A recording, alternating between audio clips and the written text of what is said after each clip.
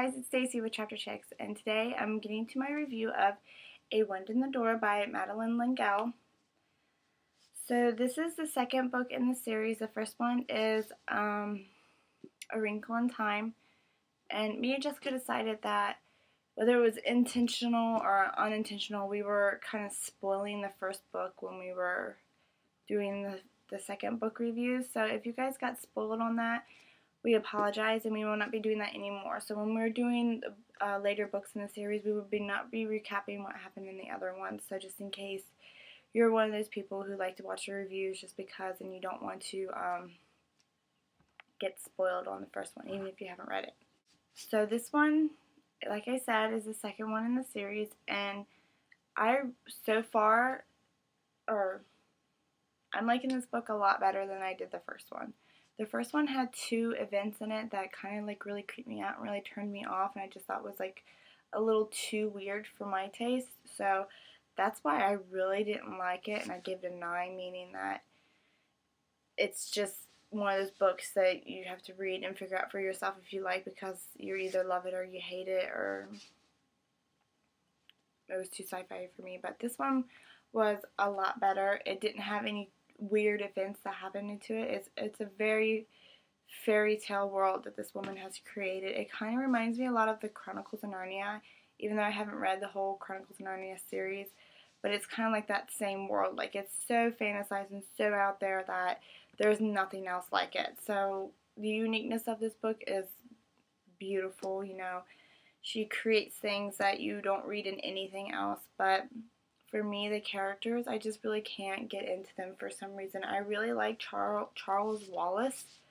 I think he's a really cool character, and he reminds me of one of those kids that that you meet, and they're not like regular kids. They're kind of like an old soul, and that's what Charles Wallace reminds me of, and that's why I like him so much, and I really can't wait. He's like the only reason I'm continuing on with this series, because I can't wait to see what he does and what he turns out to be and what his story is. So that's the only reason why I'm continuing on with the story, really, is because of him. Because besides that, it's just not something that I'm getting into, because usually I'm at the third one, and usually at this point in the series I'm like so obsessed with it, and the characters are developing, and I just want to go out and buy them and buy them and buy them so I know what happens. But that's not how I am with this one. I'm kind of glad I have to order them just so I can take a break from them, because I'm not looking. It's not like I look forward to picking it up and reading it, but once I start reading it and once I start getting into it, then it's not like I'm counting the pages until the next chapter or anything like that. But it's not something I'm obsessed with. It's not something that I would recommend unless you have some kind of childhood experience with this book, which a lot of people have. So if you've only read the first one when you're a child, I would definitely pick up the second one, because I think the second one is better.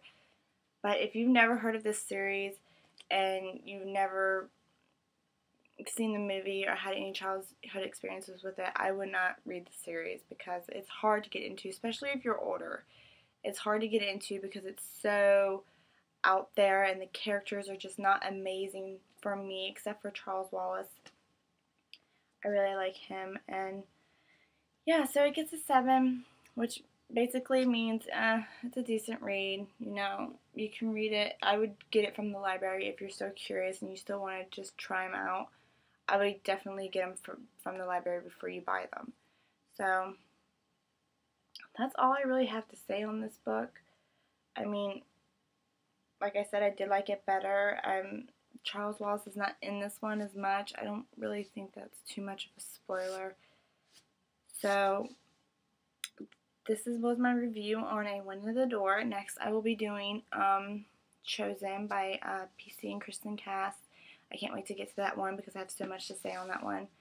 But this one, I really don't have much to say, just because it was just kind of it was better. I had low expectations when I picked it up, so I thought it was better than the first one, and I will definitely continue on with the series, and that's about it. I don't really like the covers either. I'm not too crazy about them. At first I was, but now I'm just like, But yeah, so this is Stacy with Chapter Chicks, and this chapter was for you.